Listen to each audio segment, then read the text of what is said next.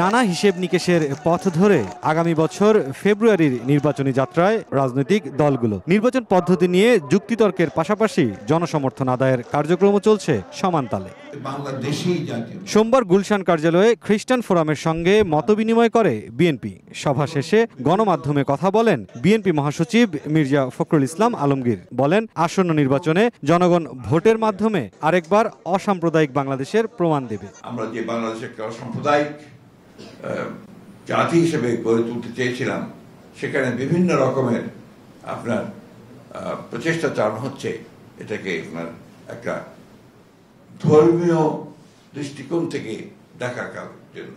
আমরা খুব আশা করে আছি যে আগামী নির্বাচনে জনগণ আরেকবার রায় দেবে যে এই বাংলাদেশের মানুষ সত্যিকার অর্থেই তারা অসাম্প্রদায়িক।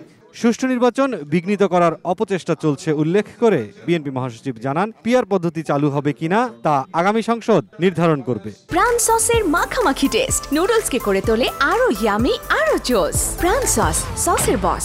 আগামী পার্লামেন্টের প্রতিনিধিরা যদি মনে করে যে তারা তারপর থেকে পিআরে যাবেন, জনগণ যদি মনে করে যে পিআরে যাবে, আর তা নাহলে এখন পিআর দিলে তো জনগণ বুঝবেই না যে এটা আপনার কিভাবে তারা এই বিষয়টাতে আসবে। এদিন প্রেস ক্লাবে এক অনুষ্ঠানে বিএনপি চেয়ারপারসনের উপদেষ্টা আমানুল্লাহ আমান অভিযোগ করেন, স্বাধীনতা যুদ্ধে বিতর্কিত ভূমিকায় থাকা দল পিআরের নামে নির্বাচন বানচালের চেষ্টা করছে।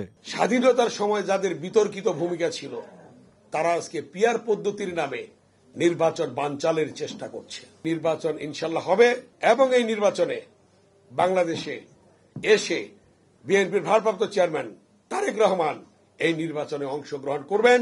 কোন ষড়যন্ত্রই সরকার ঘোষিত সময়ে নির্বাচন ঠেকাতে পারবে না বলে হুঁশিয়ারি দেন বিএনপি নেতারা। নির্বাচন বাংলাদেশে হবে। মুরসালিন হক জুনায়েদ, সময় সংবাদ, ঢাকা।